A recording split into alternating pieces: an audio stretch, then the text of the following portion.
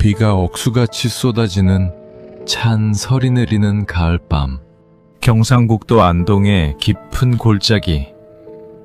수백 년 된 기와 지붕이 높게 솟은 안동 권시명문 종택의 대문 앞.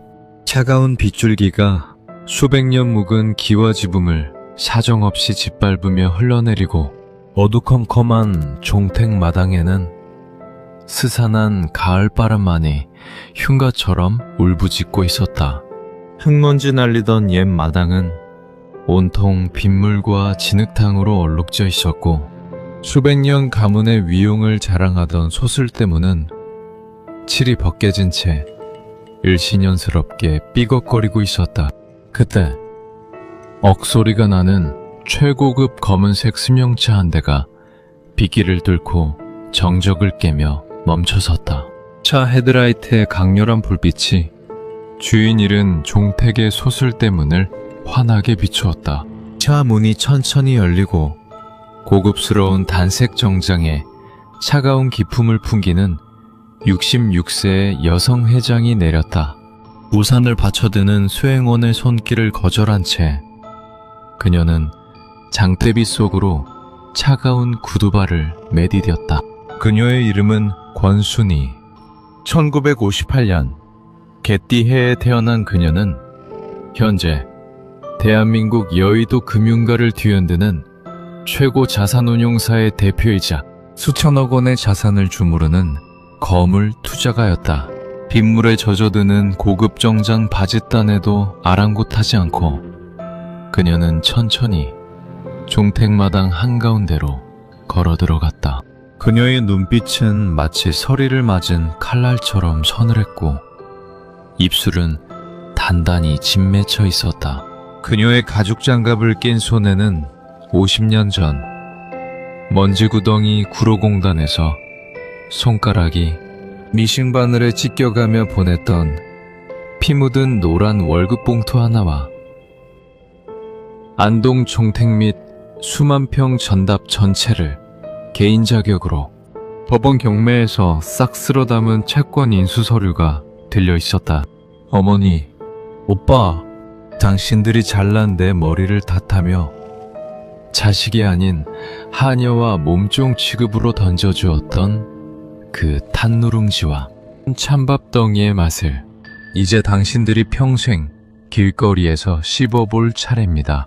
세월은 50년 전 1960년대 중후반에 지독했던 가난과 남존여비의 한겨울 속으로 피눈물로 얼룩진 그 원한의 시작점으로 거슬러 올라간다.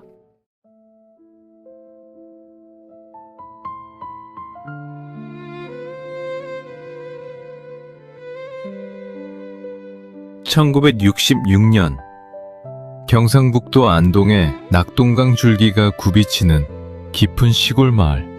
녹달한 대문과 비단 병풍이 둘러쳐진 안동관시. 온갖집 사랑채에서는 매일같이 장손들의 책 읽는 소리가 낭낭하게 울려 퍼졌다. 마을 사람들은 3대 정승을 배출한 명문가라며 부러워했다. 그러나 그 대궐 같은 기와집 안채, 깊숙한 뒷구석, 매캐한 짓불 연기가 자욱한 아궁이 앞은 8살 어린 순이의 눈물로 젖어 있었다. 순이는 1958년생으로 위로 6살 많은 장남 권태식, 3살 많은 둘째 오빠 사이에 끼어 태어난 가문의 셋째 딸이었다. 순이는 태어날 때부터 숫자를 읽는 셈과 영민함이 남달랐다. 가르쳐준 적도 없는 글자를 오빠들이 버린 책을 보며 스스로 깨우쳤고, 한 번 들은 말이나 숫자는 절대로 잊어버리는 법이 없었다. 동네 어른들조차 순이의 영특함을 보고 저 아이가 남자로 태어났다면 큰일을 할 사람인데 하며 탄식을 내뱉을 정도였다. 1966년 가을, 안동 종갓집 마당에 농협 직원들과 소작농 수십 명이 모여 한 해 벼 수확량과 토지이자 많은 문제로 밤새 고성해 오가며 큰 싸움이 났다. 당시는 가뭄과 수해로 모두가 벼 한가마니에 목숨을 걸던 지독한 시절이었다. 소작농들은 이자가 너무 비싸다며 읍소를 했고, 농협 직원은 장부를 내밀며 일보도 물러서지 않았다. 14살 된 큰오빠 태식이 장손이랍시고 커다란 나무 주판을 들고 마당 한가운데 나섰으나 챔이 자꾸 틀려 소작농들과 농협 직원 앞에서 부모 망신을 단단히 지키고 있었다. 뭐라? 이자벼가 10가마에 3가마니까 3, 4, 12. 뭐라? 왜 수련이 안 맞지? 아저씨, 이 주판이 이상한가 봅니다. 오빠. 태식이 버벅대며 얼굴이 붉어지자 마당에 서 있던 아버지와 어머니, 안씨 부인의 얼굴은 흙빛으로 변해갔다. 동네 사람들이 종가집 장손이 주판질 하나 제대로 못하냐며 수근거리기 시작한 그때였다. 아궁이 불을 떼다 말고 마당 구석에 쪼그리고 앉아있던 8살. 순이가 나뭇가지로 흙바닥에 숫자를 슥슥 적더니 당차게 앞으로 걸어 나왔다. 아저씨들 싸우지 마소. 이자 셈이 틀렸니다. 벼 40가마에 이자 2가마 반을 더해야 맞는데 좀앱 아저씨가 장부에 3가마를 써놓아서 셈이 안 맞는 거니다. 3가마가 아니라 2가마 반이 맞니다. 농협 직원이 깜짝 놀라 돋보기 안경을 고쳐 쓰고 안부를 확인해보니 8살 순이의 암산이 단 하나의 오차도 없이 정확했다. 농협 직원의 착오로 이자가 더 높게 계산되어 있었던 것이다. 마당에 모여있던 동네 어르신들과 소작농들이 혀를 내두르며 탄성을 내뱉었다. 어허, 이 집안 장소는 큼직한 주판을 들고도 멍청하게 버벅대는데 겨우 8살 먹은 여자애가 귀신 같은 샘트를 타고났구먼. 순이, 저 가시나가 남자 태몽을 꾸고 나왔어야 안동 권씨 가문이 살아나는데 하필 여자로 태어나서 저 재주를 어디다 쓰겠나. 동네 사람들의 칭찬은 오히려 안동 권씨 종가 부모의 가슴에 독화살로 꽂혔다. 당대 안동의 지독하도록 보수적인 유학 가문에서 딸의 총명함은 축복이 아닌 재앙이었다. 가부장적 자존심이 짓밟힌 어머니 권씨, 부인과 아버지는 딸의 뛰어남을 칭찬하기는커녕 기괴한 유교적 미신과 뼛속 깊은 열등감에 빠져들었다. 그날 밤 안채에서 어머니 안씨 부인은 아버지를 향해 이를 갈며 기괴한 목소리로 중얼거렸다. 여보, 저 오라질 가시나가 태어날 때 귀한 장손의 총명함과 양기를 싹 다 빼앗아 타고난 게 분명합니다. 대진면이 영악해서 어른들 앞에서 장손 오빠 망신을 주고 가문의 양기를 꺾으니 저건 집안을 망칠 안마기 같은 년입니다. 전연의 싹을 꺾지 않으면 내 아들 태식이가 평생 길을 못 펴니다. 그날 이후 어린 순이에게 돌아온 것은 따뜻한 사랑이 아닌 지독한 경계와 학대였다. 큼직한 녹그릇 상 위에는 장남을 위한 흰 쌀밥과 김이 모락모락 나는 고깃국이 올랐으나 아궁이 옆 차가운 바닥에 쪼그리고 앉은 순이의 깨진 바가지에는 오빠들이 먹다 남긴 누룽지, 긁은 탄 밥과 쉰 깍두기 2조각이 전부였다. 순이가 어머니, 저도 따뜻한 밥 한 숟갈만 주세요 하고 눈물을 글썽이면 어머니는 밥주걱으로 순이의 정수리를 내리치며 호통을 쳤다. 순이는 밥을 먹는 자식이 아니라 오빠들이 먹고 남은 찌꺼기를 주워 먹는 집안의 공짜 하녀처럼 자라났다.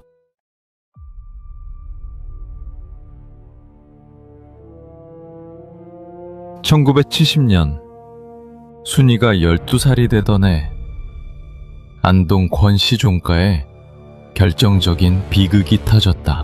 18살이 된 장남 안태식이 옆 동네 불량배들과 패싸움을 벌이다가 상대방 마을 청년의 얼굴을 돌멩이로 찍어 눈을 다치게 한 것이다. 피해 보상금과 합의금을 물어주지 않으면 장손이 당장 경찰서에 끌려가 감옥에 들어가고 가문의 명예가 바닥으로 떨어질 위기에 처했다. 상대방 집안에서는 거액의 합의금을 요구했고 돈이 없던 아버지는 장남의 합의금을 마련하기 위해 소장농들의 전담 문서와 안동 권씨, 문중 공금을 몰래 위조하여 외지 사채업자에게 매각하려 했다. 문중 재관들과 동네 어르신 수십 명이 종택 사랑채에 모여 공금 행방을 따지며 고성이 오가던 그 순간이었다. 사랑채 마당은 살얼음 판과 같았고 아버지는 거짓말로 위기를 넘기려 애쓰고 있었다. 바로 그때 아궁이에서 불을 떼며 밥을 짓던 12살 순이가 사랑채 문을 털컥 열고 들어섰다. 순이의 손에는 아버지가 몰래 숨겨두었던 위조 문서와 진짜 족보 서책이 들려 있었다. 순이는 더 이상 부모의 거짓말과 부조리를 참을 수 없었다. 어르신들, 아버님과 오빠는 지금 문중 어르신들께 거짓말을 하고 계십니다. 장남 패싸움 합의금 때문에 문중 공금과 소장농들의 핏값을 위조, 서류로 빼돌리는 것은 가문을 망치고 법도에도 어긋나는 짓입니다. 여기 아버님이 위조하신 문서가 있습니다. 어린 셋째 딸이 조목조목 위조 서류의 허점을 지적하고 법도를 들어 폭로하자 사랑채는 순식간에 뒤집어졌다. 문중 어르신들의 호통이 이어졌고 아버지와 어머니, 안씨 부인은 동네 사람들 앞에서 고개를 들지 못할 대망신을 당했다. 문중 공금은 환수되었으나 그날 밤 안동 종택 안채에서는 피바람이 불었다. 사랑채 문이 쾅 닫히자마자 어머니 안씨 부인은 순이의 머리채를 잡아채어 방바닥에 짓밟았다. 이 오라질 가스나가 감히 어미아비 머리 꼭대기에 올라서서 문중 망신을 주고 내 귀한 아들을 감옥에 보내려 해? 계집년이 영악해서 어른을 가르치려 들어. 너는 오늘부터 내 딸이 아니다. 아들 앞길 망친 죄로 이 집안의 몸종으로 살아라. 순이가 매를 맞으며 아버님이 잘못하신 거잖아요. 왜 나만 때려요? 하고 울부짖자 아버지는 순이가 초등학교를 전교 1등으로 마치고 가져온 중학교 진학표와 밤마다 등잔불 밑에서 쓰던 공책을 모조리 빼앗았다.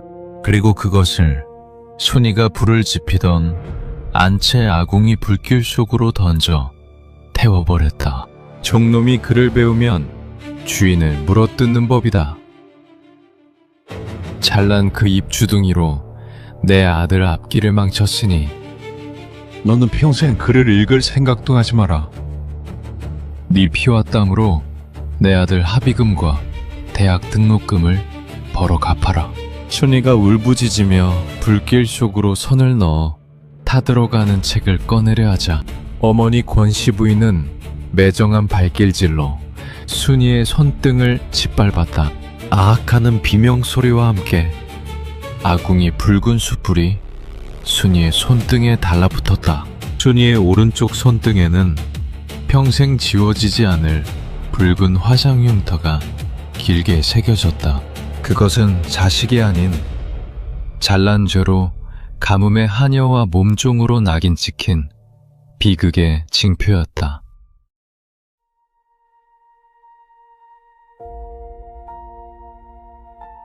(1974년) 22살이 된 첫째 오빠 권태식이 서울의 대학에 진학하자 16살이 된 순이는 자식이 아닌 몸종을 팔아넘기듯 봉하마을을 지나 경전선 진영역에서 서울로 올라가는 차가운 밤열차에 강제로 실려갔다. 어머니 권씨 부인은 열차에 오르는 순이의 덜덜 떨리는 손을 잡으며 단 한마디 따뜻한 말도 건네지 않았다. 순이야, 네가 구로공단 피복공장에 들어가서 한 달 동안 번 돈은 단 한 푼도 쓰지 말고 고향 집으로 송금해라. 네 몸값을 팔아서라도 네 오빠를 서울대학에 졸업시켜야 우리 종가가 산다. 딴 주머니 차면 가문에서 쫓겨날 줄 알아라. 서울 구로공단의 좁디 좁은 먼지 구덩이 방직공장. 16살 순이에게 서울은 희망의 도시가 아니라 현대판 노예의 현장이었다. 순이는 하루 18시간씩 기계 소음에 귀가 터져나가고 손가락이 미싱바늘에 찍혀 핏물이 터지면서도 단 한 푼도 자신을 위해 쓰지 않았다. 한 달 내내 일해번 피 묻은 월급 봉투는 봉투째 안동 종갓집으로 송금되었다. 순임은 밥값을 아끼려 공장 식당에 썩은 시래기국과 찬밥으로 배를 채우며 차가운 벌집방에서 밤마다 손등에 화상용터를 쓰다듬었다. 그러나 고향에서 돌아온 것은 따뜻한 안부전화 한 통이 아니었다. 오빠 안태식은 순이가 몸종처럼 번 돈으로 서울에서 대학을 다니며 하차 투기와 화투판을 전전했고 아가씨 있는 술집을 찾아다니며 돈을 뿌렸다. 돈이 조금이라도 늦게 송금되는 날에는 고향의 어머니와 서울의 오빠가 공장 다이어리 전화로 악담을 퍼부었다. 이 가스나가 서울 가더니 땀만 품었나? 오빠 대학 등록금이 밀리는데 당장 돈 안 보내고 뭐하나? 네가 우리 집안에 지은 죄를 벌써 잊었냐? 1977년 순이가 19살이 되던 해 겨울, 공장 내 부패한 반장이 공금 횡령죄를 순이에게 덮어씌우는 비극이 터졌다. 공장의 사재를 몰래 빼돌려 팔아넘기던 반장이 어린 순이를 담보로 세운 것이었다. 억울한 누명을 쓰고 경찰서 차가운 시멘트 바닥에 갇힌 19세. 순이는 덜덜 떨리는 손으로 고향 안동 종갓집으로 전화를 걸었다. 이것이 순이가 부모에게 건 마지막 구원의 손길이었다. 어머니, 저 순이에요. 저 공장 반장님이 억울하게 누명을 씌워서 경찰서에 갇혔어요. 합의금 주금만 보증 서주시면 안 되나요? 저 정말 횡령 안 했어요. 그러나 수화기 너머에서 들려온 어머니 안씨 부인의 목소리는 인간의 것이 아니었다. 그것은 얼음보다 차갑고 뱀보다 독한 칼날이었다. 동네 부끄럽게 감옥에 들어가든 말든 네 알아서 해라. 잘한 체하며 집안 망치더니 꼴 좋다. 이제 돈도 못 벌어오는 불량풍 종놈을 어디다 쓰겠냐? 족보에서도 파버릴 테니 내 집안에 전화하지 마라. 가문에 똥 칠하지 말고 경찰서 바닥에서 죽어라. 뚝 하는 소리와 함께 소화기가 차갑게 끊어졌다. 자신을 향한 부모의 마음이 차별이 아니라 잘난 딸에 대한 지독한 원한과 수탈이었음을 자신은 처음부터 자식이 아닌 폐기 처분할 불량툼, 몸종에 불과했음을 깨달은 19세 순이는 무릎을 꿇었다. 경찰서 바닥에서 겨우 누명을 벗고 나온 순이는 밤비가 억수같이 내리는 한강 다리 위로 걸어 올라갔다. 검게 물든 한강 강물이 순이의 발밑에서 요동치고 있었다.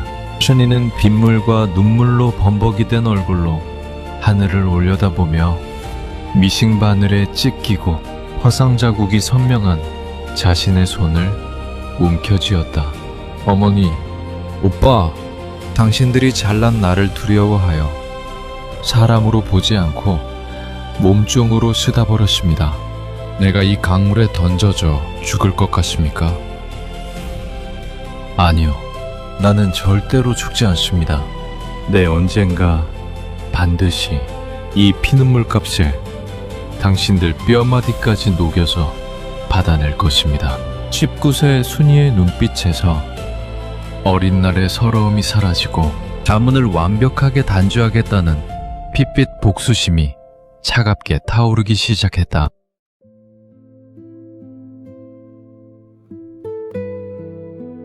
(1977년) 겨울, 억수같이 내리던 밤비가 한강 강물을 사정없이 내리치던 그 밤, 19살 순이는 한강다리 난간을 잡고 있던 손에 힘을 주었다. 강물로 떨어져 모든 서러움을 끝내고 싶었던 순간, 순이의 귓가에는 고향집 어머니 권씨 부인의 차디찬 목소리가 환청처럼 맴돌았다. 돈도 못 벌어오는 불량품 종놈, 가문에 똥칠하지 말고 죽어라. 그 악마 같은 목소리가 순이의 뼛속 깊은 원한을 깨웠다. 순이는 난간을 잡았던 손을 거두고 난간 바닥에 침을 뱉었다. 아냐, 내가 왜 죽어? 나를 하녀로 부리고 쓰레기처럼 버린 당신들이 살아있는데 내가 왜 한강물에 수장되어야 해? 내가 죽으면 당신들은 동네 부끄러운 가시나 하나 죽었다며 쾌재를 부르겠지. 절대 안 죽어. 당신들 눈에서 피눈물이 터지는 그날까지 나는 끈질기게 살아남을 거야. 순이는 돌아서서 걸었다. 구로공단 먼지 구덩이 방직 공장으로 다시 돌아가지 않았다. 고향 종갓집으로 송금하던 통장도 그 자리에서 찢어버렸다. 가문과의 인연을 완벽하게 잘라낸 19세 순이는 서울 영등포의 자그마한 식당 주방에 식모 겸 설거지 일자리를 얻었다. 낮에는 차가운 수돗물에 손이 터져나가라 불판을 닫고 식당 잔심부름을 했고, 밤이 되면 주방 구석 3평짜리 골방으로 들어갔다. 순이는 식당 사장님이 쓰다 버린 양초 토막에 불을 붙였다.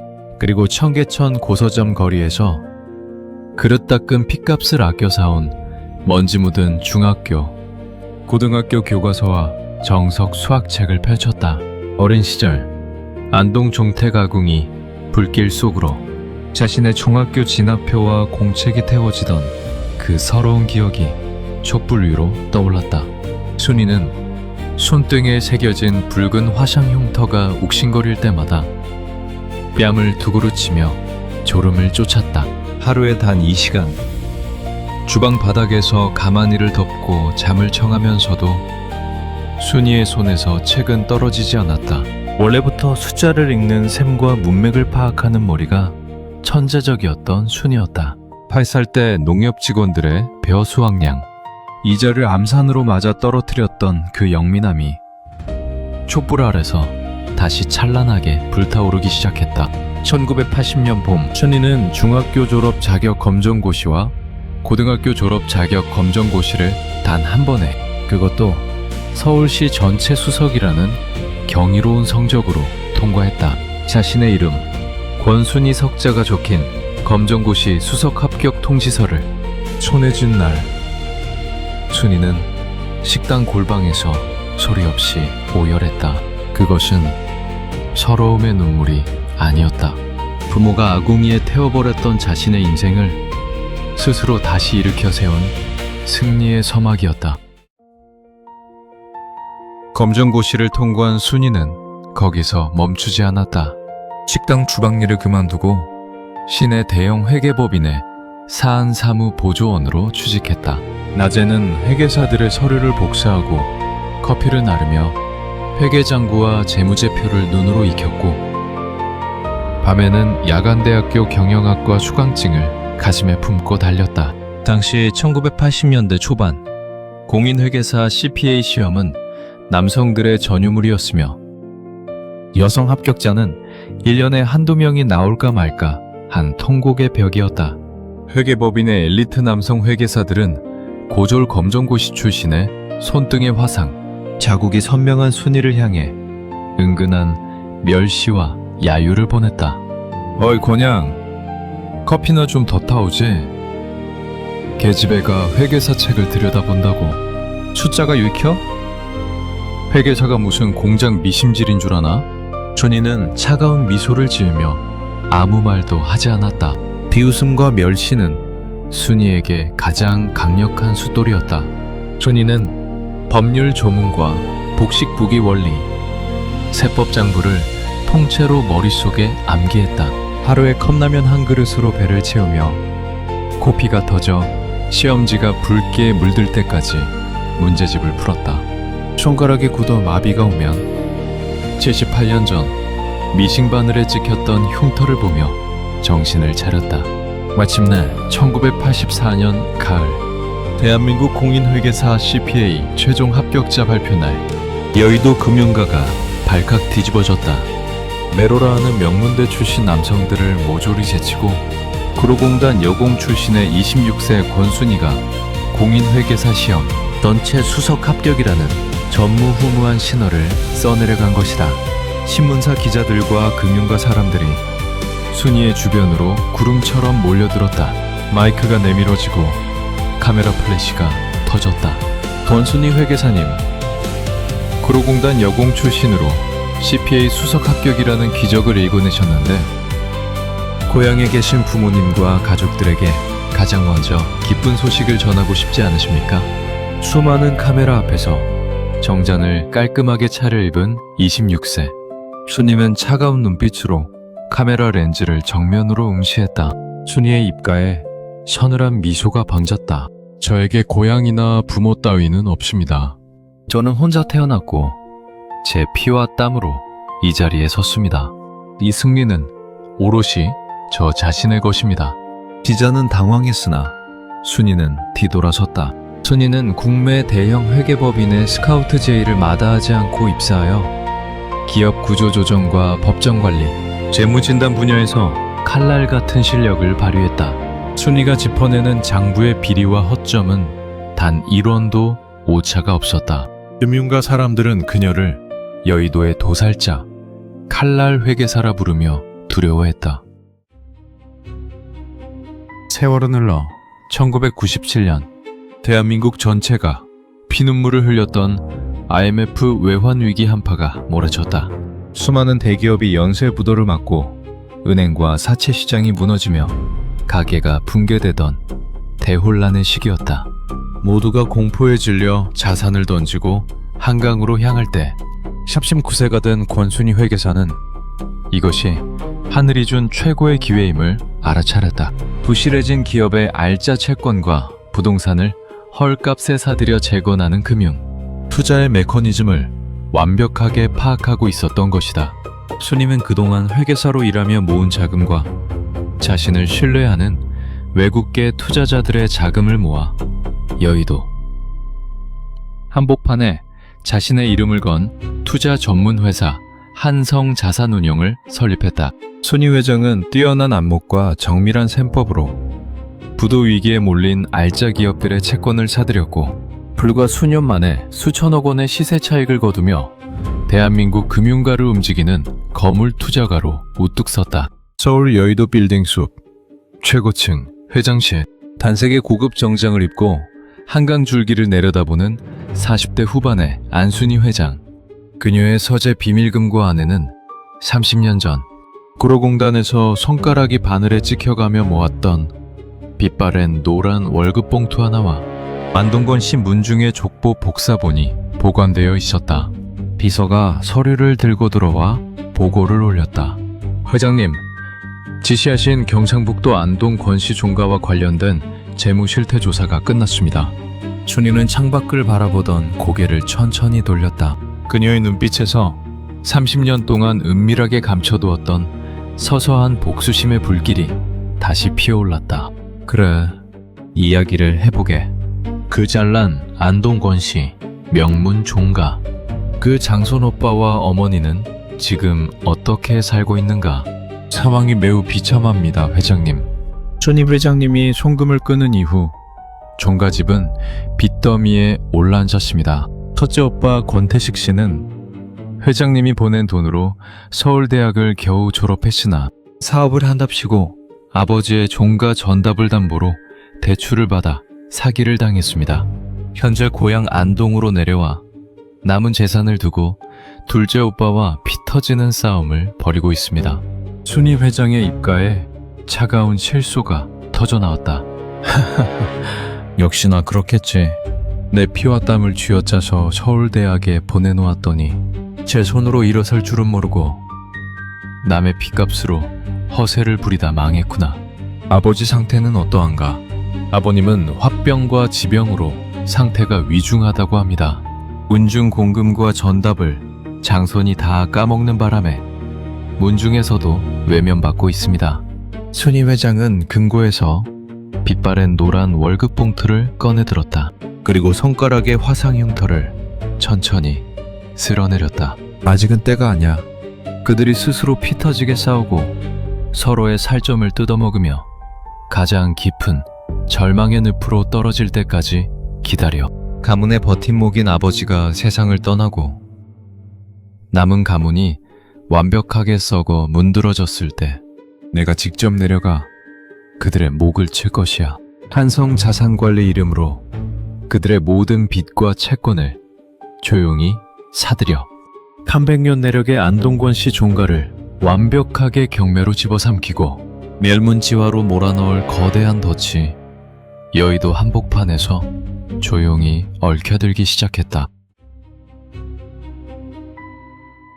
여의도 금융가에서 권순희 회장이 조용히 덫을 놓고 기다리는 동안 안동 권씨 종가에는 예견된 멸문지화의 비극이 피어오르고 있었다.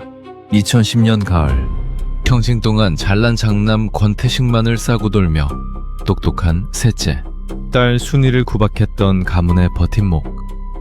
아버지가 지병과 화병으로 세상을 떠났다. 장남 권태식이 서울에서 사업한답시고 안동 종가전답 5천 평을 담보 잡아 사기를 당해 날려먹은 것에 대한 분통이 터져 뇌졸중으로 쓰러진 뒤 끝내 숨을 거둔 것이었다.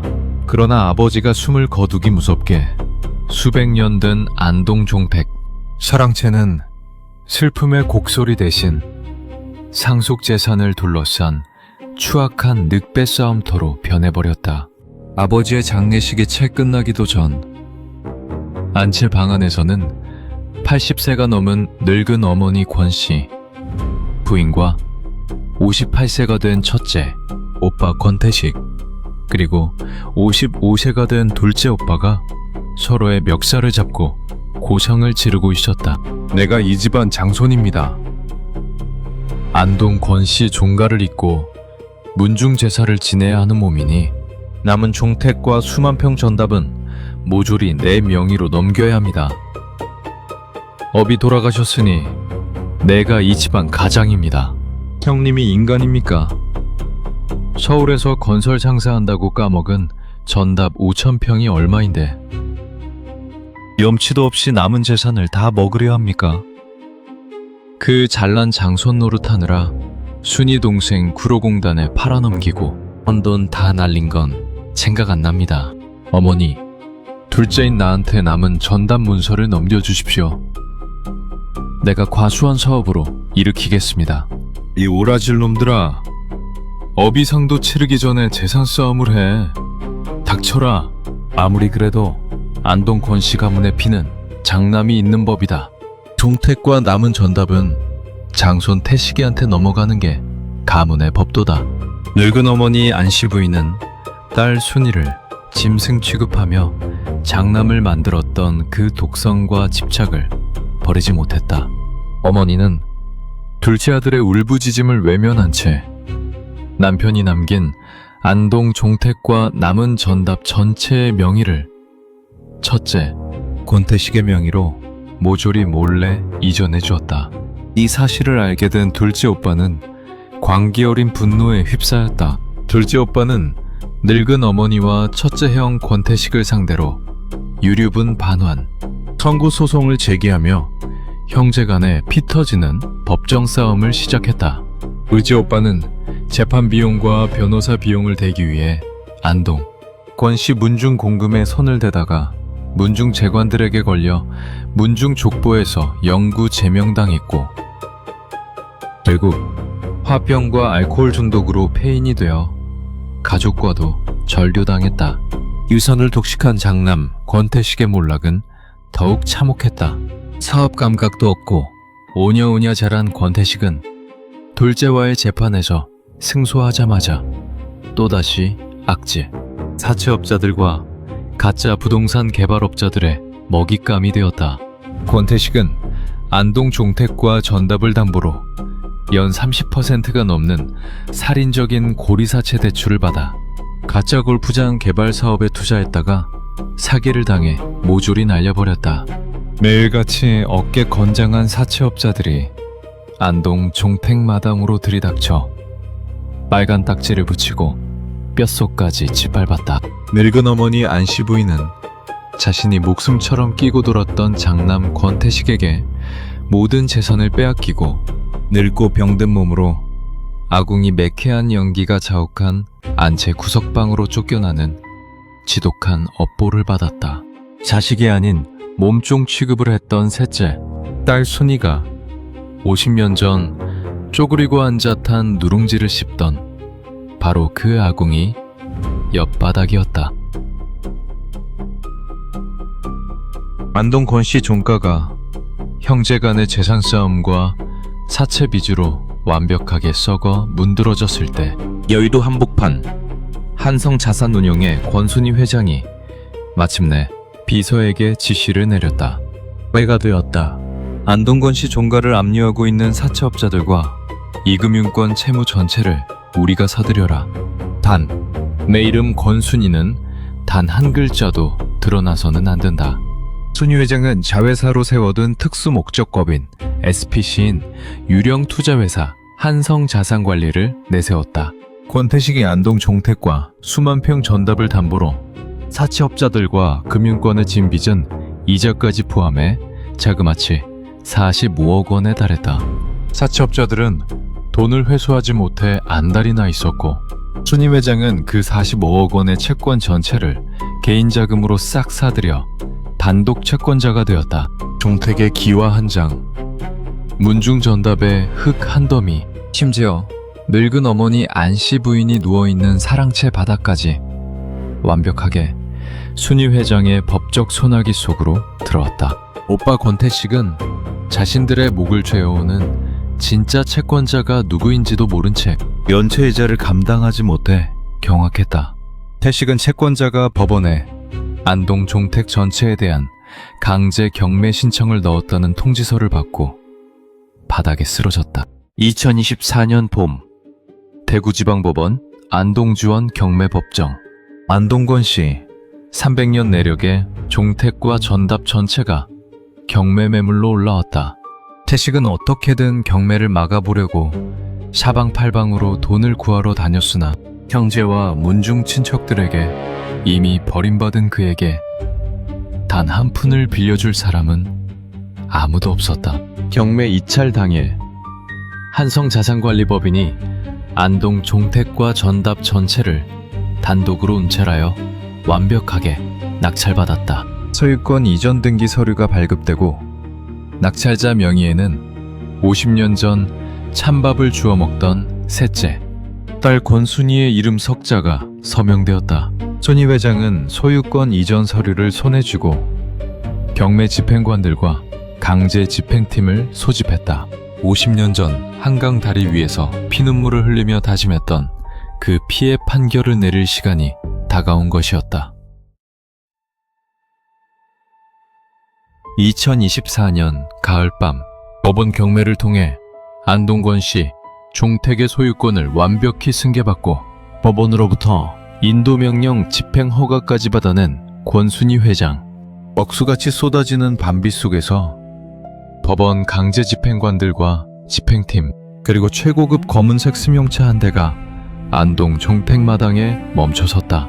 승용차 문이 열리고 차가운 기품을 풍기는 66세의 권순희 회장이 내렸다. 빗속을 걸어 들어오는 권순희 회장의 발소리가 주인 잃은 종택마당에 스산하게 울려 퍼졌다. 경매 집행관들이 종택문을 부수고 들어가자 안채 구석방에서 90세가 넘어 뼈만 남은 늙은 어머니 안씨 부인과 72세가 되어 폐인처럼 변한 장손 권태식이 사시나무 떨듯 떨며 기어나왔다. 그들은 들어서는 고상한 차림의 66세 여성 회장이 누구인지 전혀 알아보지 못했다. 그저 종택을 경매로 집어삼킨 거물 회장인 줄로만 알고 빗물과 진흙탕이 범벅된 마당 바닥에 무릎을 꿇고 손이 발이 되도록 비벼댔다. 회장님, 제발 살려주십시오. 저희 안동권 씨 명문 종가입니다. 경매 집행을 딱 한 달만 미뤄주시면 저희가 무슨 수를 써서라도 이자를 바치겠습니다. 늙은이 어미와 장손이 길거리로 나앉게 생겼습니다. 제발 살려주십시오. 회장님, 제발 불쌍히 여겨주십시오. 제가 안동권 씨 가문의 장손입니다. 이렇게 길거리에 쫓겨나면 저희 가문은 끝장입니다. 진흙바닥에서 머리를 짓지으며 읍수하는 늙은 어머니와 장손. 오빠의 추악한 모습을 내려다보던 순이 회장의 입가에 서늘하고 소름 돋는 미소가 떠올랐다. 순이 회장은 품 안에서 50년 전 구로공단에서 미싱, 하늘에 찍힌 피가 노랗게 바랜 빛바랜 월급 봉투와 종택 전체, 낙찰 인수 서류를 마당 진흙바닥에 차갑게 던져놓았다. 어머니, 오빠, 아직도 이 노란 월급 봉투와 손가락의 흉터가 누구 것인지 알아보지 못하겠습니까? 순이 회장이 고급 정장 소매를 천천히 걷어올렸다.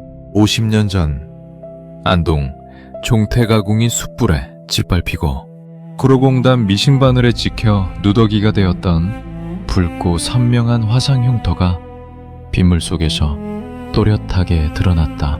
늙은 어머니 안씨 부인과 장손 권태식의 눈이 찢어질 듯 커졌다. 늙은 어머니의 떨리는 손이 순이 회장의 손등 흉터를 향해 허공을 헤맸다. 너는 50년 전에 집 나가서 도망간 셋째 가스나. 춘이야,